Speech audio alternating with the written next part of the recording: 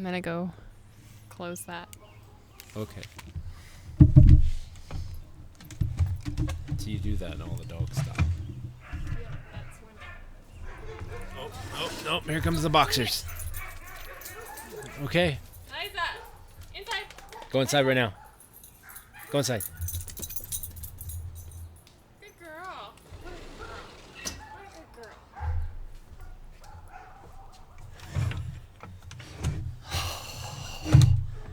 It's like dog social in our backyard. Yeah. Mark's out in the backyard. Mark is out there. Yeah, he's probably because his dogs ran out. And they don't like barking dogs, I found out from Jamie. Yeah. Which I appreciate. We do. We didn't have a barky dog until we got puppies nearby. Yeah, she bark at nothing. She didn't bark a whole lot. She did not bark very much. All right. Let's try this. All right. This is going to be interesting. Click to start monitoring. Oh, there it is. Hello. Hello. Ready? Yeah.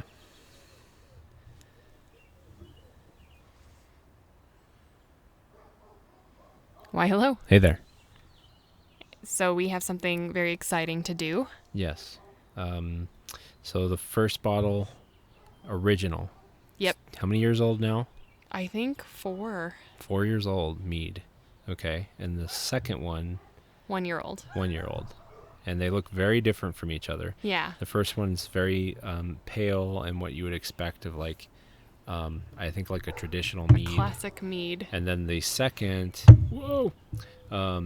is more of a, I don't know, would you call that amber or amber, citrusy caramel color?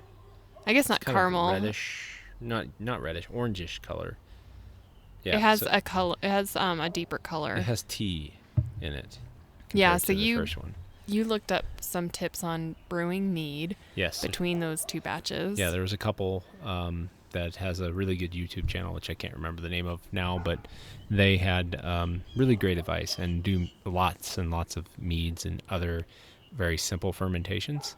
And so tried it out. So if I remember right, this has like a black tea and a has raisins. Raisins, and then there was something else in it too, if I remember right, in the concoction. I'd have to look it up. It's in my brewery book. Your journal. Yeah, my journal. That you keep all your notes, which is a great idea. Yeah, because who's going to remember 4 years or 1 year ago? Yeah. I can't remember 6 months ago, so. Yeah, I know when we did the first mead, this mead, it is from my bees, and it's because my first hive died over the winter, and so all of the honey that I had left them with was basically going through freeze-thaw cycles, which would mean it would crystallize very fast. And so we thought, well, we'll just make mead with it. And that was kind of joyful. Mm-hmm. It has always been good. I'm excited about it. And then we bought the honey for this other mead. Oh, did we? Yes. Oh, I don't remember. It's not my Oh, that's right. honey. It was like the... It was like the raw honey. Yeah, it was some... There was some money... Oh, we had some friends that they gave us so we could make this mead. I remember that now. Yeah. It was very nice. It was very nice of them. All right, let's give this a go. Mead number 1. Ooh. Still got a little bit of an alcohol taste to it. So it's not bad, but it's just a little bit there. I wouldn't say that. Really? Mm-mm. It's very mead-like. It's Yeah, good. It's good. All right, now the second one. All right.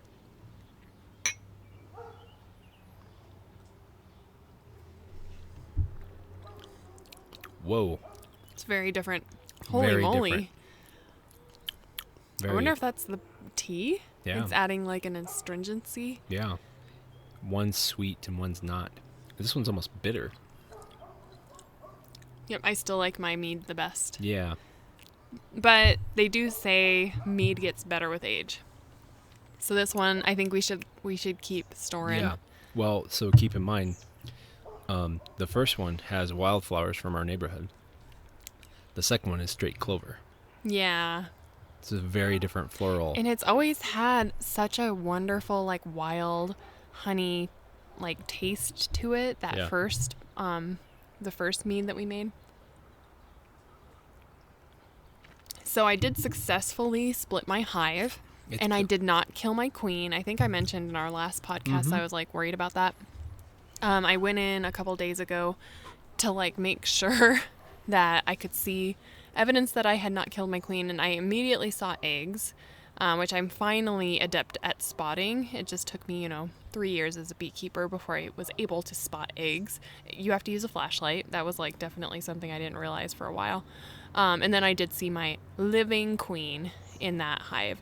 So my white hive has my original queen in it, and it's kind of like they're starting from a package level where there's a very small population, not many combs, not many bars filled out with honey comb or regular brood comb, I guess. They have no cereal. They have no cereal. So they're going to be in building mode. I'm not even sure I'm going to be able to get honey from them. And then my blue hive, which has like always been where my bees are housed. The OG. The OG hive, yes. They should have 9 fully capped queens who may be emerging in the next day or two. And this was the coolest thing about queens. Do you remember me talking about this when I was originally learning about bees? All I can think of is Fight Club. Okay. So they obviously hedge their bets. So they grow several queens instead of just one queen, but there can only be one. Yes. And so the first queen to emerge, if she's a healthy, viable queen, she starts, going on the prowl. And what all of them do prior to their emerging is they chirp. And I don't know how someone figured this out. I was talking to my next door neighbor about it, and she's like, it was probably a monk just like sitting around watching bees, listening for chirps, and like, observing them through all their states. And I'm like, that is probably who discovered this. Contemplating God's creation. I know, they discover so much. Yeah. It's crazy. But they chirp before they're about to come out. And so the first queen to emerge can track down the others by their chirping. And then before they emerge, she stings them to death inside of their like fully developed queen cell. Because to she kill them. Doesn't lose her stinger.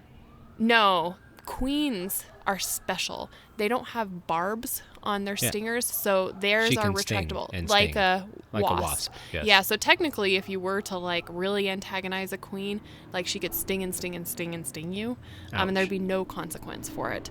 Well, I hear you have to provoke a queen like quite a lot for her to sting. Because her primary purpose is something different. It's not defense. So anyway, she goes around and she annihilates all of her competition. And if you have 2 queens out, eventually there will only be one, because there's just one queen per hive. And hopefully then this queen flies off and gets mated and then returns and starts laying babies. So I'm not going to mess with it or check on it for probably 3 weeks. And just cross my fingers. And if I don't see any evidence of a queen, what I can do is I can take comb with eggs, like freshly laid eggs in it, from, my new hive with my old queen in it, and I can move it back, and then they can start again growing a new queen. So kind of cool. Interesting. Yeah. So it's fun having some mead. Yeah. That it's really interesting to try this stuff. It looks so much nicer than the others, but I definitely still prefer our original mead. It probably needs another year at least. I'd say that's gonna really do it. It just needs to age. Yeah. Yeah, and the other part of this one for sure is that it tastes better if you drink more of it by itself. But in contrast to the first one, it's like oofta. Mm-mm. Well, we've opened the bottle, so we're going to need to do that. So maybe that's going to be our tactic, is we'll like drink down that one, and then we can finish off with this lovely original mead. I think I named it my B Tears mead. It has a sweetness to it when you're not comparing drinking it the with other one. This. Yeah, the other one, much better. Yeah. Well, I'm Kit. I'm Dale. Welcome to Catholic Hitch. We are a Catholic family seeking heaven and hoping to pick up others along the way. Small talk. What small talk? I don't know. We didn't plan this. I mean, the really big event for my life was probably finding out that my queen was living, and I already spilled the beans about that. So otherwise, it's been rather busy. We're in summer now. Yeah. You know what we're talking about for big talk, right? We No. could just go straight to big talk. No, you said you had it, so. Okay, I told you it too. You did. And, yes. And I was like, okay, great. We'll just do this. Out of mind. Yeah. Oh, well, so I took 3 of our children to a bouncy, and a grown-up and older children bouncy house palace. Yeah, I'd say it's like 18 and under, definitely. Although adults could probably bounce in. There are and be videos fine. of adults, and definitely, Really? I bet you they have adult nights, like where it's 18 and up, so that the adults don't feel weird, like getting into bouncing around. I don't know. Because there are videos of adults, and there's this one section with, like, I guess an epic trampoline where you can, like, bounce yourself up to the ceiling, and it's a demonstration of how you can start to do tricks. So it's like training, or it's showing you in the video like the steps to the tricks. So it says like you need to do a back bounce, you need to gain momentum, you need to gain a lot of momentum and then rappel off of the wall. And there's all this. I didn't look much Was longer this than the that. instructional video you had to watch before you signed a waiver? No, you have to sign a waiver to even go into this thing. I had to sign away all of our rights, including the right to be photographed. I was going to decline that one because I'm like, I don't really need our children to be used for their marketing purposes. But you couldn't decline it. Yeah, I've like seen it wouldn't that let one you before. submit. And it was horrific what you are signing away. And you're like, this is starting to scare me. So I think I got a little Hold bit them spooked by harmless, it. indemnify. Yes, for all those. paralysis, death, dismemberment, like Usual. all the normal. But Yep. it just goes on and on. It's so lengthy that I got a bit nervous. So I definitely followed our youngest, not our youngest, but the youngest that was at the party. I followed her around and made sure everything was well. I mean, it's overall pretty safe throughout. You can bounce, you can jump around. If you're really, really doing something you shouldn't be doing, then you might break an arm or a leg, maybe. But that's like, they've got that one section where you climb up a wall and then you jump into it. If somehow like you tried to do a belly flop into that, maybe, and then like smack yourself into the storefront, and maybe. Yeah, there's some stupid things you could like do. every 15 minutes there's an pre-recorded audio announcement with someone with a voice like this. Attention all guests, there is no double bouncing, no headfirst dives. I can't remember what else it talked about, but the double bounce always got me because it reminds me of the Community trampoline episode where like no double bouncies. I don't know. I have not watched that one. Pierce makes Troy do a double bouncy, and then it ruins everything because Pierce ruins everything. That sounds So about every right. time that automated announcement came on, I'm like, no double bouncies. I mean, I don't think that they called it double bouncies. I think they just said Probably double not. bounces. But it was a man with this kind of voice. Very serious. Yeah. And I definitely saw two children that were probably like 2 girls about Terrence's age. They were on a device where I think they're supposed to come together and fight, but it was like for hand-to-hand combat, and they were strung up in these long cloths that you kind of stuck yourself in. You mean like the and- Chinese? Yes, that. things? The Yeah. Chinese things. Yeah. The silky things. Yeah. So they're wrapped Like in in their these. circus. And there's like a balance beam between them, and then there's the foam pit on either side. And I think that they're supposed to come together and like wrestle each other off. I think. I don't know. But all they did was they started on either end of the balance beam, and they said 1, 2, 3, and they both pushed off. And initially they weren't going the same direction, but gravity, like both of those silky things are attached at the same pivot point. So then they come together and they're like, bam! And you could hear like the skulls hitting together.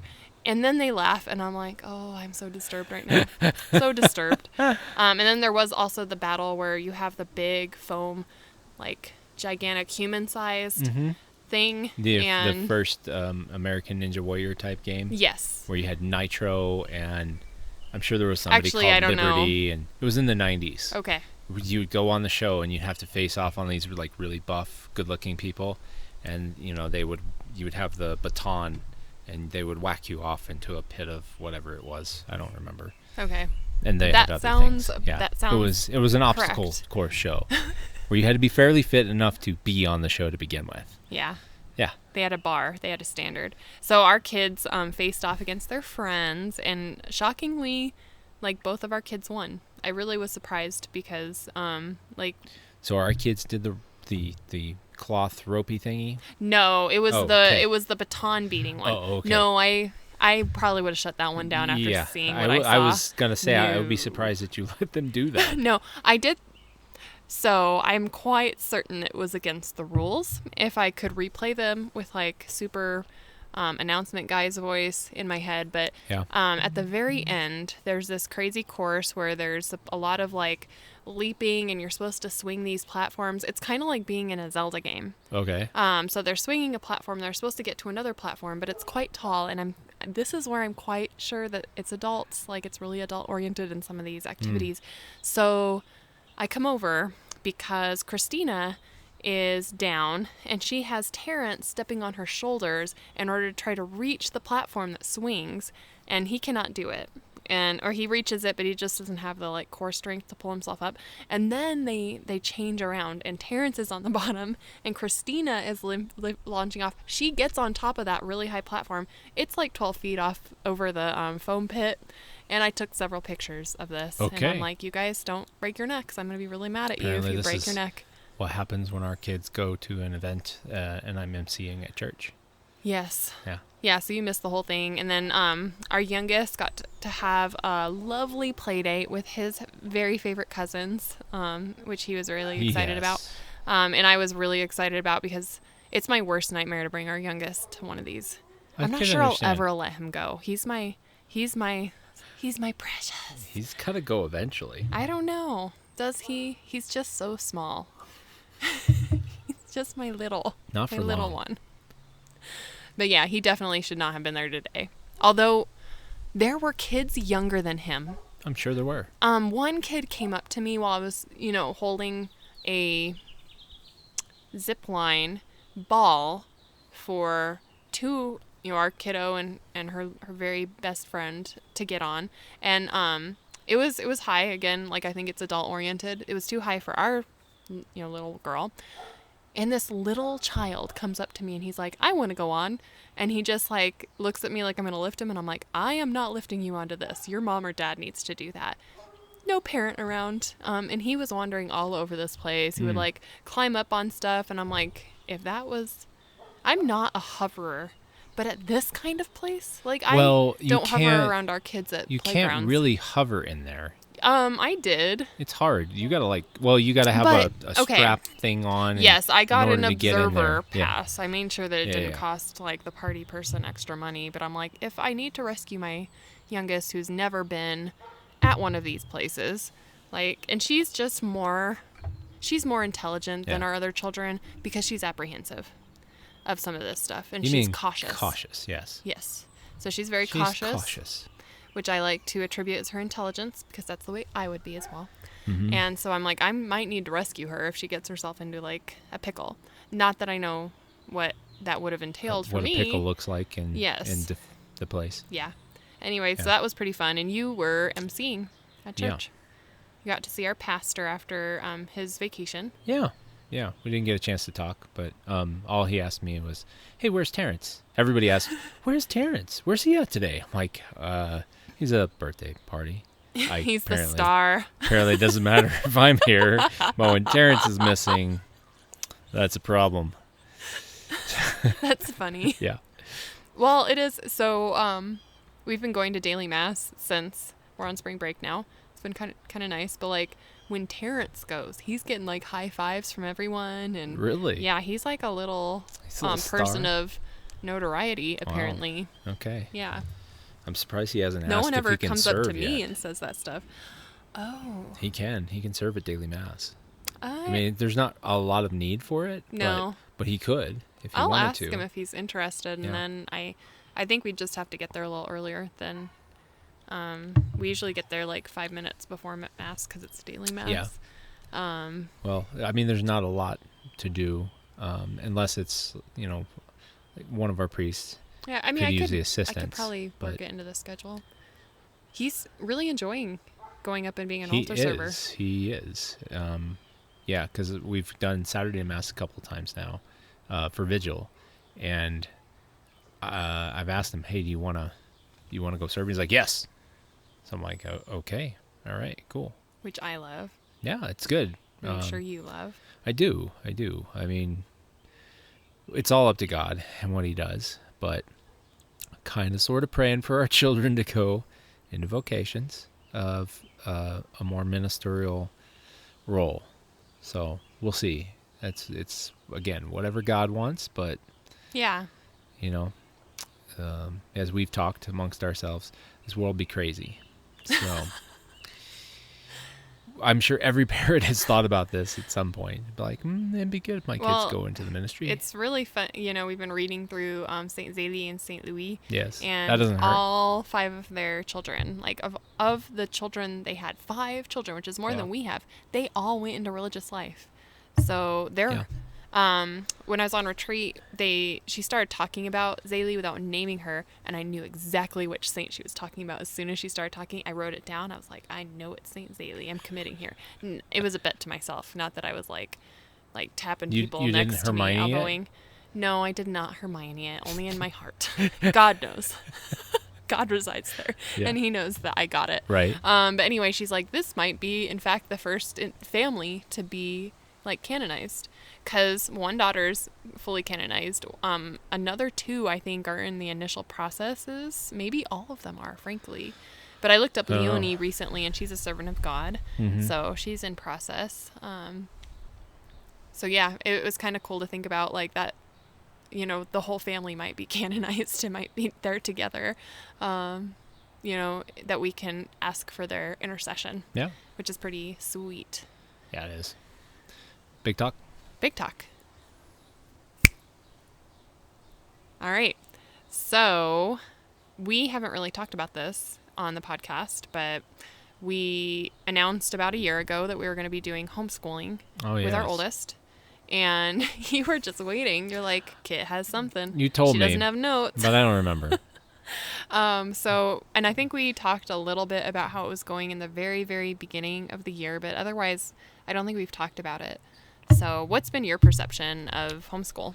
Because you do see her when you're home on Fridays. Well, her discipline level to get the work done has been very good. And I was honestly a little apprehensive when she took the California achievement test. I'm like, okay, because this is it's not the classical program. It's just the program of all schools in California.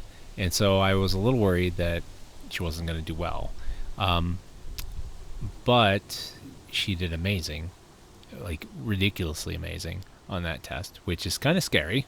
Yeah, I mean, to the point where I was texting another mom who's the homeschool mentor basically to me. Yeah. And I was like, is the California achievement test, is it easier than most standardized tests? And she said, no, it should all be standardized. And I thought, honestly, of getting the test that we do in Colorado and just having Christina do that as well. But it kind of felt like that was neurotic level. Yeah. And we should just, we satisfied California the state requirement. So Colorado requires us to do some kind of a formal testing every other year. Which makes sense. Yeah. You got to make sure that you're these kids are actually doing whatever the rigor is that's necessary.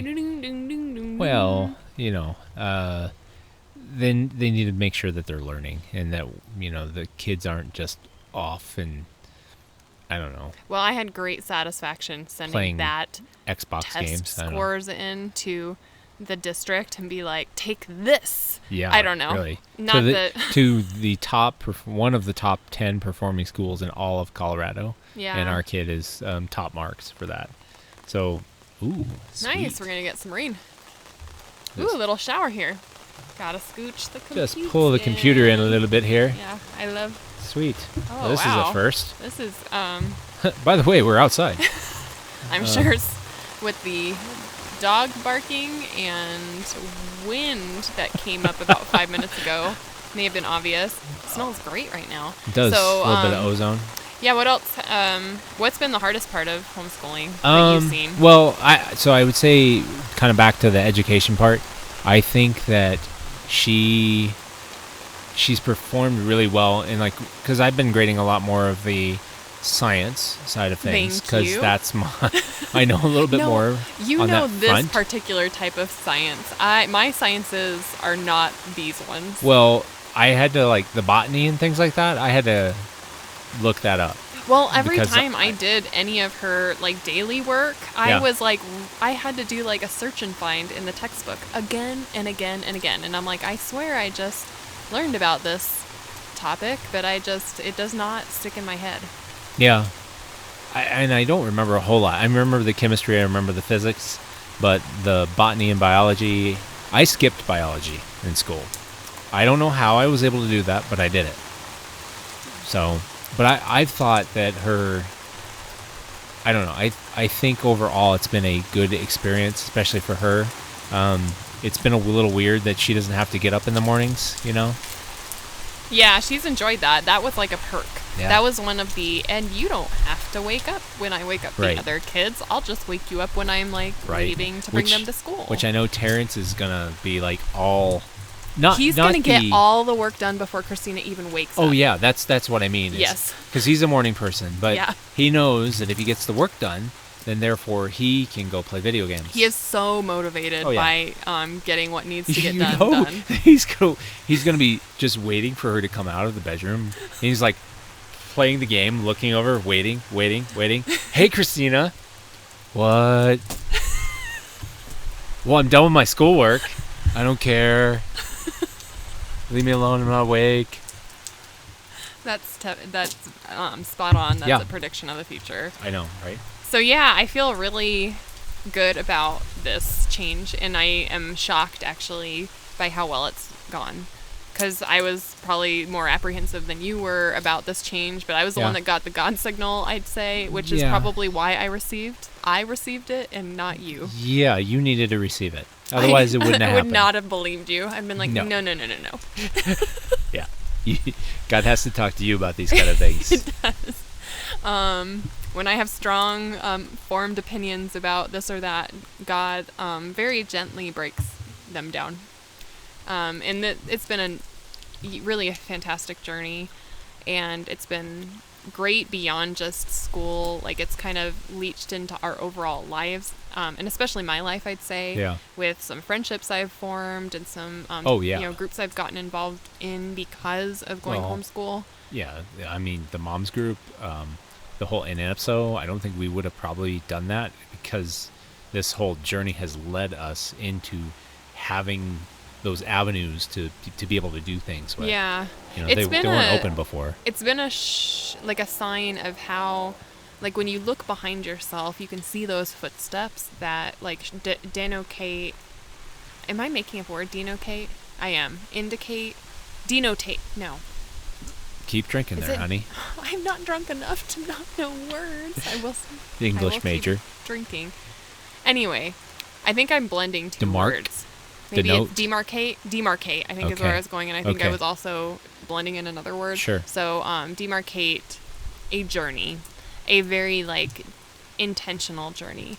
But you can really only see it when you're looking behind yourself, right? Right. So we can see all these footsteps, like you just said. Yeah. Like, an IPSO is actually part of this crazy homeschool journey. Yeah, we would never have gone to an IPSO because we wouldn't have been exposed to it, because it came from this group of people that we're now friends with more than we were ever before. Yeah. Because of homeschooling. Because of homeschool. Yeah. And I'd say I even wonder about the church job that I've been doing if I would have taken it, because so I was possibly going to take over being the executive director of my other organization that had been on the table for many years, and I just kind of about this time last year I discerned it was not really a good choice for me, and part of that was knowing that I was going to have like a homeschool kiddo at home. That wasn't the only reason, but it was a part of it. And if I had been, taking on the executive director role, I definitely would have declined the church thing. And I think the church thing has been really life-giving. So it's funny how everything is connected. Yeah. No, it totally, I mean, that's God laughing at us for our silliness as his children. He's like, of course it's been taken care of, you sillies. I know, right? What's been the hardest part of homeschool? I think it's just the struggle of like not necessarily knowing if she's growing, you know? Like normally you go to the PTA meeting, you're like, oh, your child has met these metrics and they're growing so well, and look at this standardized test which tells you exactly where they are in the metric of all their peers. And it's like, well, we don't have that, which is why I was apprehensive about her taking the test. I'm like, what if she's going to fail that test because she's learning things completely different within the homeschool program because it's a classical system than the whatever they do in public school. Yeah. Whatever they call that. I don't know what they call it. Not classical, for sure. And I have to say, like, grading, I've always done it as like a straight percentage. So I weight everything equally, and there's just not as many opportunities for right answers. So if you get like a single like incorrect answer, it is rather detrimental to the overall percentage because your denominator is much smaller when you only have like 7 answers that you're providing for like this or this or that. And we're supposed to keep daily records, and I've kept rather meticulous records of like what we're doing. And so when I generated grades for her, like in her subjects, she was between like a C+ and an A-. You know, those were in all of her subjects. So the highest grades that she got like were an A- in a couple of subjects. She got a C+ in a couple subjects. She got a couple B's in there because I just didn't know how else to grade. And so I've told her this whole time that I don't care about grades. I care about her learning. Yes. And I think like she is not perfectionistic. And so I think it was good to, again, verify with her that like grades are not the goal here. Learning's the goal.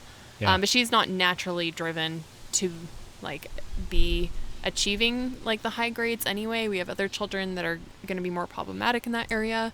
But yeah, I think it was a little bit crazy not knowing how would she compare to her peers. And I think the options school piece has been a part of it too, is that having that as a place that she can go and socialize and, you know, learn some different things that we definitely can't teach, you know, like foreign languages or sign language, or I don't know, she's doing all kinds of stuff over there. And, you know, to have the ability to have a dance and do those kind of things and have a new friend group. Yeah. That are, I would say, pretty well like-minded Christian people. Yeah. You know, that's been helpful, you know, because I don't know, we've talked about this, I think, before, but there's a battle that happens within the secular school because they're not teaching your faith. And so if you're not careful, if your faith life at home is not rigorous enough, and even if it is, a lot of times it will quell a child's faith life, especially when they hit junior high and high school. Yeah, I mean, you have to have a specific type of personality. Yeah, like yours, not mine. Yeah. Yeah, it was hard. That was a big... I remember the day when I got the signal and I was like, but I have always been on board with public schools because my being exposed to contrary ideas made my like faith stronger. Yeah. And then you said, but not everyone is that way, Kit. I remember that. I'll always remember that. And it because was just... I'm not. Well, I guess it never even occurred to me. It never occurred to me that people would actually not do well when presented with contrary ideas, that they might actually succumb and not be like, oh, so you're saying that's true? I'm going to prove you wrong. You are wrong. And that was the way I approached a lot of the, you know, silly things that we were, they tried to form us in. Really? And I mean, just like a lot of people in our generation, I was still formed in moral relativism, I'd say. Oh, yeah, absolutely. That was a sneaky byproduct of my public education. Yeah, you don't even know you're a part of it. No, it takes you years to identify. Yeah. So that still got into me, and I had to like slowly identify it and annihilate it as an adult. But it just, when you said that, I realized, oh my gosh, looking at Christina, she is not like me in that way. Nope. Does not have that in her she's got a very friendly, open nature, trusting nature. Mm-hmm. And so this may, have been like a really bad thing. Public school may have ultimately been a really destructive thing for her. Right.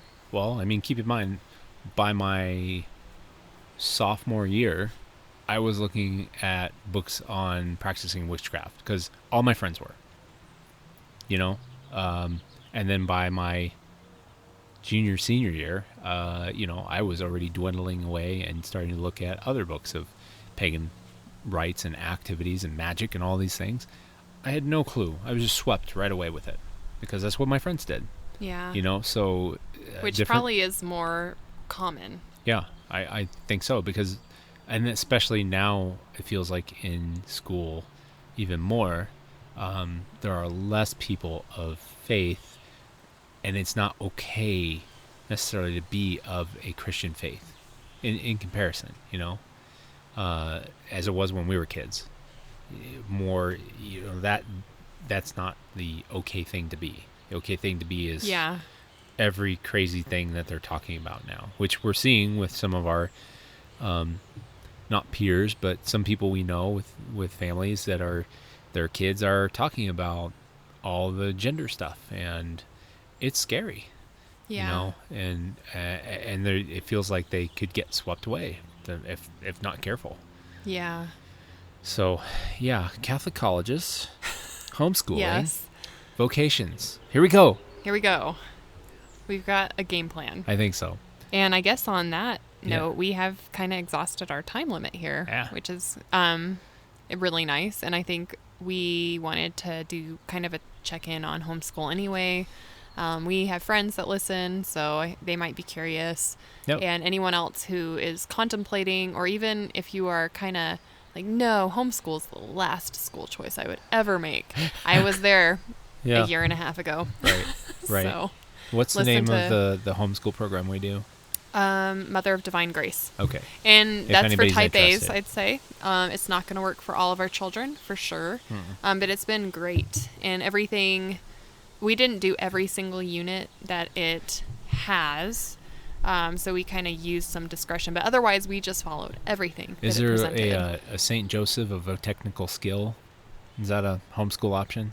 It probably is. We might need that. It's overwhelming. And frankly, that's my major criticism of homeschooling is there are so many options that it's, as a new person, I started to shut down. Because you didn't know what to do? No, it was... Or what to yes, it was like there were too many choices. Yeah. Wait, what is the right choice? Oh, this could be this or this could be that. I don't know. Right. I'm getting overwhelmed. I'm starting to have a panic attack. I was kind of oriented to a panel discussion, and I had to shut it off because I could feel like the rising anxiety. And that's when, again, right choice God has kind of made this happen where, I don't know, everything clicked into place. It's crazy. And, Mother of Divine Grace has worked really well for us. It's super, I'd say, academic. It's crazy. I had to dip into my college textbooks with some of this stuff in English. That's why our daughter tested on the college level. Yeah. Yes. I suppose that is true. I see a double rainbow right now. Cool. Well, that's Colorado for you. It is. Well, if you want more information on what we're doing for Catholic homeschooling, or you've done your own homeschooling and have some ideas, or wanted to share, or you totally disagree with us, and like more in the front that we were back in the day, give us a line at catholichitch@gmail.com. May the Lord guide and direct our journey. Amen.